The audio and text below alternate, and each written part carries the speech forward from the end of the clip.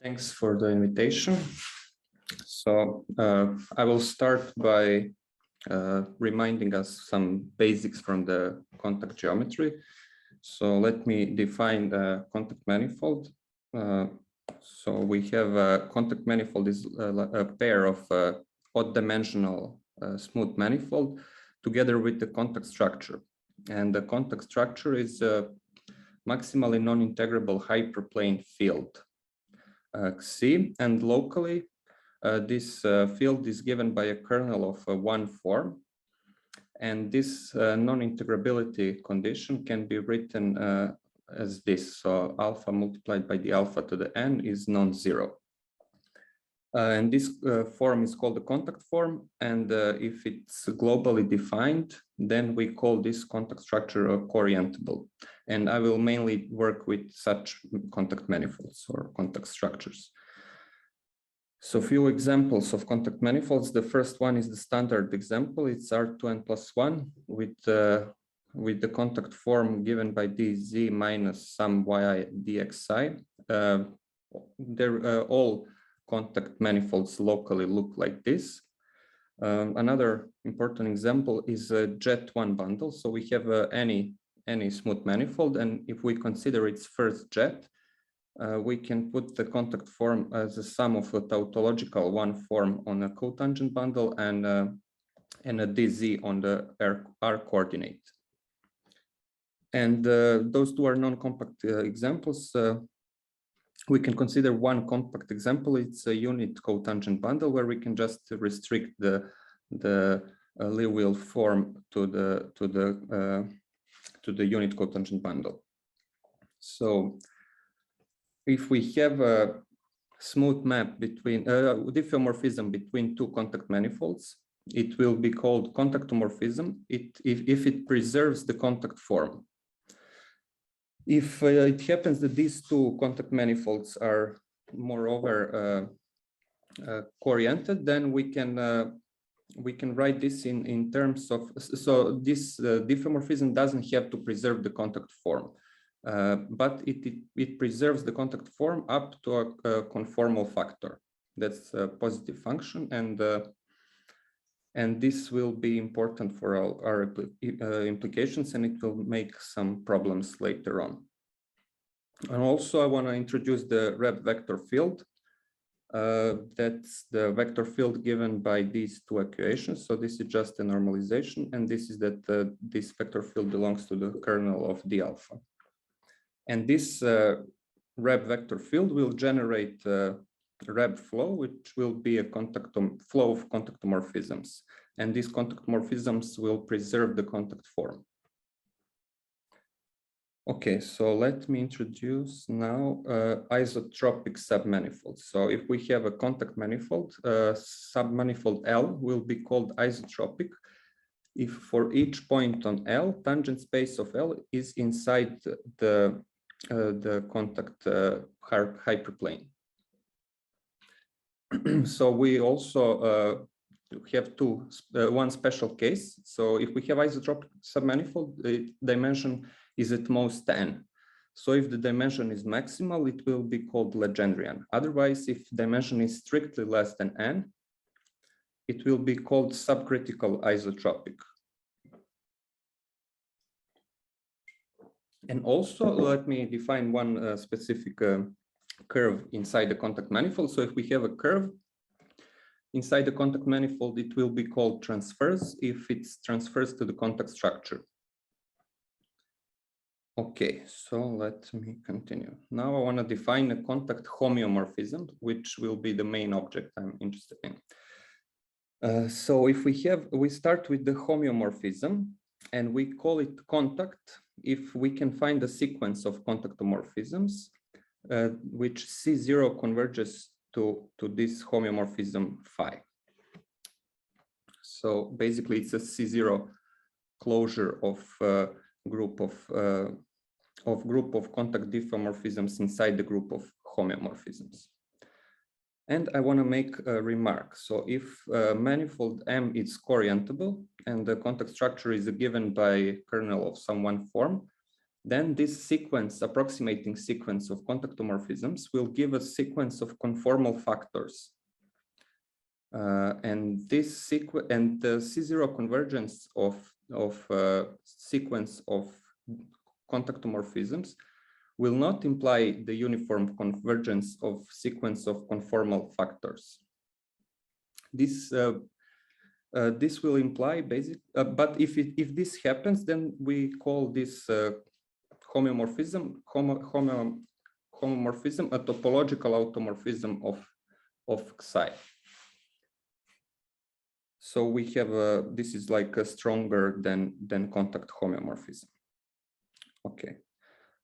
So to see that this definition actually makes sense, there is a theorem, so-called C0 rigidity of contactomorphism, which says that if we have which basically says that the group of contact the group of contact diffeomorphisms is C0 closed in group of diffeomorphisms. In other words, if we have a sequence of contactomorphisms which C0 converges to some diffeomorphism, then this diffeomorphism will preserve the contact structure. And the other way to say the same theorem is that the smooth contact homeomorphisms are basically same thing as the contactomorphisms. So this theorem is basically a motivation for our definition. So now I want to formulate the main question I will be interested in. So we start with the contact homeomorphism. This cont bar is just a notation for the group of contact homeomorphisms. So if we start with some contact homeomorphism and take isotropic submanifold, and moreover, we assume that the image of this submanifold is a smooth submanifold of M. The question is, must this image phi of L still be isotropic? And the conjecture is that if L is Legendrian, the answer is yes, and otherwise, if L is subcritical isotropic, we expect the answer to be no. And now I want to state what my results. So first, let's consider the subcritical isotropic case. So in this case, we have the following theorem. So we start with the contact manifold of dimension at least phi. Then I claim that there exists an isotropic embedding. So it's basically some map from S1 to M, and the contact homeomorphism such that the composition of phi with gamma is smooth and transverse, which means that the answer is no, since transverse are not isotropic. So the main tool for this theorem is a so-called quantitative H principle for subcritical isotropic embeddings. This is some version of a standard H principle, but it is adopted for applications in C0 cases. And also these types of quantitative H principles were introduced first in symplectic case to prove similar results. And this is the first version in the contact case. So now I'm going to state this quantitative H principle as a theorem. So assume we have two subcritical isotropic embeddings of S1 to R2n plus 1 with a standard contact structure. And also we need N to be at least 2 in order to be in subcritical case. And we moreover assume that we can find the homotopy between these two embeddings such that the size of this homotopy is less than epsilon. So what is the size of the homotopy? So size is less than epsilon if every trajectory of every point. So we fix some theta on S1 and consider the trajectory by this homotopy. And if diameter of this trajectory is less than epsilon for every point on a circle, then we say that the homotopy is less than epsilon. And then I claim that I can find a contact isotopy which maps gamma 0 to gamma 1, and moreover, C0 distance between identity and this isotopy is less than epsilon. So if we exclude this second condition, it will be it will be the standard H principle, standard Gromov's H principle for subcritical embeddings. But it becomes a bit more complicated if we want to include this second condition as well. And also I want to remark that this theorem will remain true if we consider closed subcritical isotropic disks of any subcritical dimension. So, and maybe even for some larger class, but I'm not sure, it might be more complicated, but at least I need that the tangent bundle is trivial. That's one condition that I need. So, but I don't know if it's enough, but okay. So yeah, we got the answer no in some cases. So let me now go to, and also I want to point out that I think that the answer is no even for some other. I mean, I can consider probably some other isotropic submanifolds, but with the same methods, but it will be only more complicated proof. So I was happy with this. Okay, so now the more important case and more interesting case is the Legendrian case where we expect rigidity. So before I state the result, I need to give a definition. We start with some compact subset of a contact manifold, and we will call it nearly Reb invariant. So maybe it's good if you take a look at the picture. It will be called nearly Reb invariant if every neighborhood U of this N, so U, this blue neighborhood, contains some smaller neighborhood V, which is inside U, such that we can find some contact form defined on U, such that Reb flow of this contact form preserves this set V. So that's a definition. Okay. Now let me give some examples of nearly Reb invariant sets. So first example is if we consider inside the contact tree manifolds, any transverse knot will be nearly Reb invariant. Why? So neighborhood of any transverse knot is contactomorphic to S1 times R squared with this contact form. But Reb vector field of this contact form is Reb flow of this vector of this contact form will be just a rotation. And then we see that for any epsilon greater than 0, the Reb flow of S1 times any disk will be fixed. So we are done. We can always find such a disk inside any neighborhood of the 0 section here.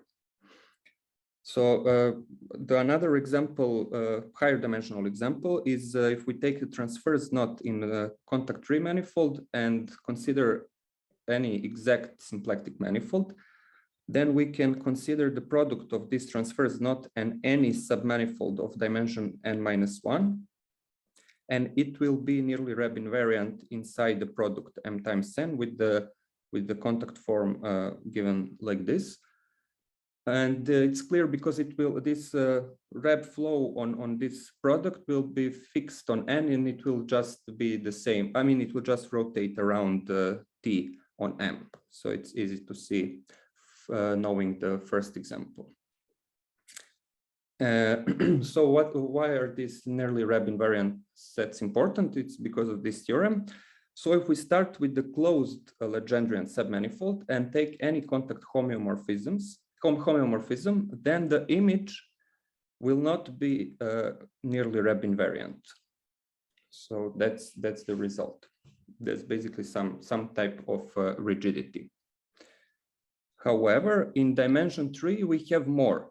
So in dimension 3, if I have any non-Legendrian knot, which means that there exists some point which is transversed to the contact structure, then every such non-Legendrian knot is nearly Reb invariant, which means that we gave the characterization, more or less, we gave the characterization of non-Legendrian knots. So it is the corollary from this is that if we have a Legendrian knot inside the contact tree manifold and the contact homeomorphism such that the image is smooth, then phi of L will be Legendrian. And this is also recently proved by Dimitroglou, Rizal, and Sullivan, and they use methods of which are specific to the dimension 3.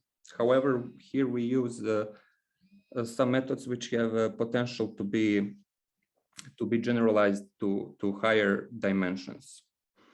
And this basically gives the answer yes if the dimension to our question if the dimension is equal to 3. Okay, so I want to say what is the main tool to prove this proposition. Not the proposition, this theorem. And the main tool is the result of Entov and Polterovich on contact interlinking. So let me first define, let me give a definition of a contact interlinking. So we start with two Legendrian submanifolds, lambda 0 and lambda 1. And we have some contact manifold with the contact form lambda. And we will say that this pair is interlinked if every bounded contact Hamiltonian H on M, which is strictly larger than 0, possesses an orbit of time length less than mu over c for some constant mu, which starts at lambda 0 and ends on lambda 1. So basically, it's something about the existence of Reb orbits from one Legendrian to another.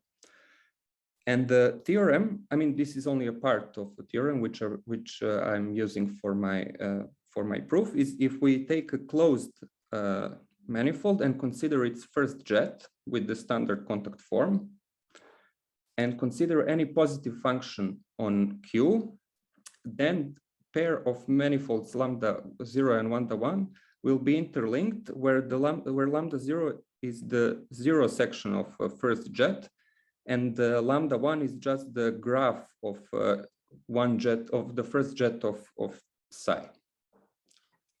So basically, this theorem gives us existence of a Reb orbit from 0 section to some other Legendrian submanifold, which can be far from the 0 section. I mean, you mean the chords rather than orbit. Yes. Okay. Yeah. Maybe better to say chord because orbit is assumed to be closed, right? So it will give us the chord from the 0 section to some Legendrian which is far from the 0 section. And if I assume contrary, somehow I can prove that that this lambda 0 will be nearly Reb invariant. So no Reb orbits will be able to escape the neighborhood of lambda 0, and this will be the contradiction with this theorem. So that's basically the idea of proof. Okay, and lastly, I want to state a few related results. And the first one is a theorem by Rosen and Zhang. And it says that if we have Legendrian submanifold inside the co-oriented contact manifold, and we have a topological automorphism of psi. So what is the topological automorphism? I will remind you. So we additionally assume that when we take the approximating sequence of contactomorphisms for phi, we get the sequence of conformal factors. And if this sequence uniformly converges, then we call it topological automorphism. And for such maps, if we assume that the image is smooth, then it must be Legendrian. So this is rigidity, but we somehow restricted ourselves to only topological automorphisms. And also we can also make even weaker assumptions on the conformal factors. So if we have a contact homeomorphism, we will call it bounded below near L if approximating sequence of contactomorphisms has conformal factors with positive lower bounds on some neighborhood of L.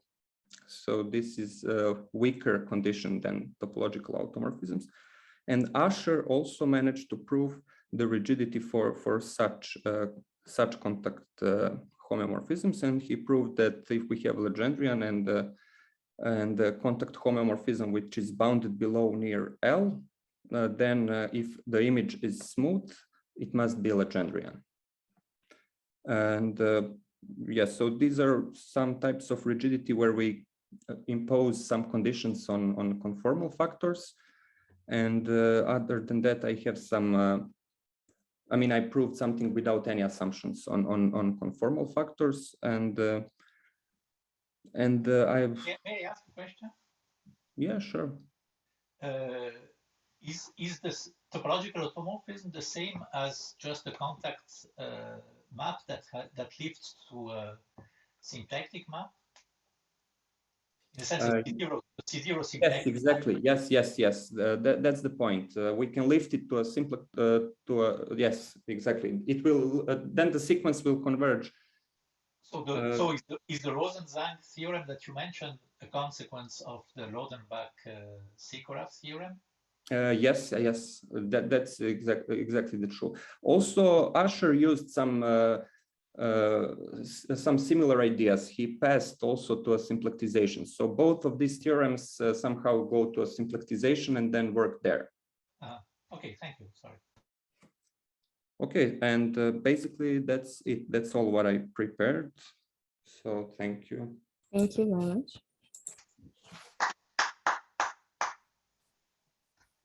Questions?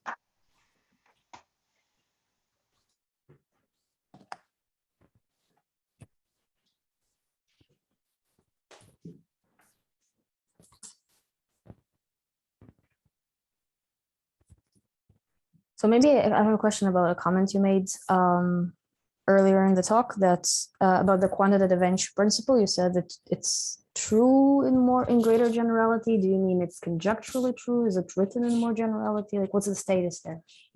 No, it's true. I mean, I proved that it's also true if I considered closed disks of isotropic dimension, of subcritical dimension. But I think also that it might be true for other types of submanifolds. But I mean, the methods are basically the same, but it can be more complicated because you somehow divide it to smaller pieces, and then if you, I mean, I can conjecture maybe that if a tangent bundle is trivial and the dimension is subcritical, then it holds, but I'm not completely sure about this. Thank you. And so this quantitative H principle in symplectic situation, which you mentioned, so who proved it? Yes, I think it was first proven by Lev and who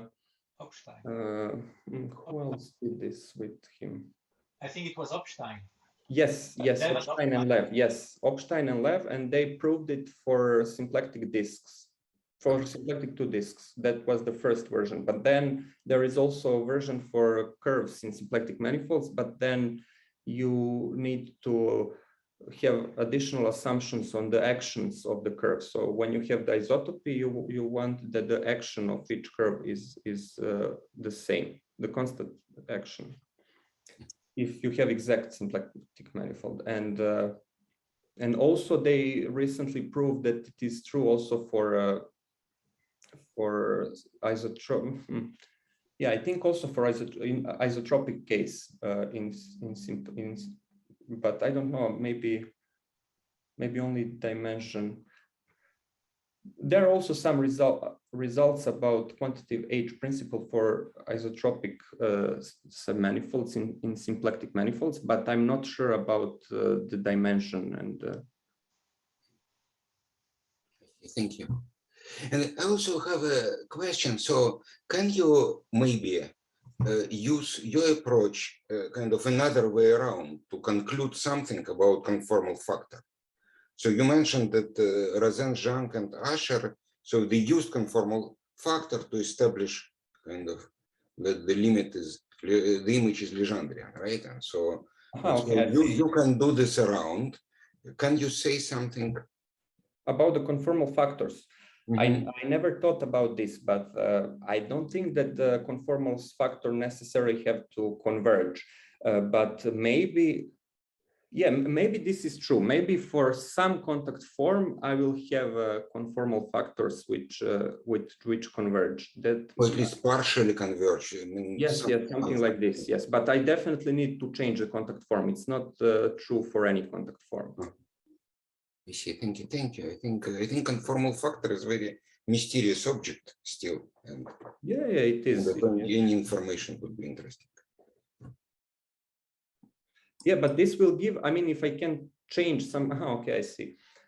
I mean, this might be approach how to prove the result in general, but yeah, it is some idea that I think Asher mentioned some conjecture on this in his paper, but I haven't tried to think about it. Thank you. More questions? Maybe let's thank our speaker again.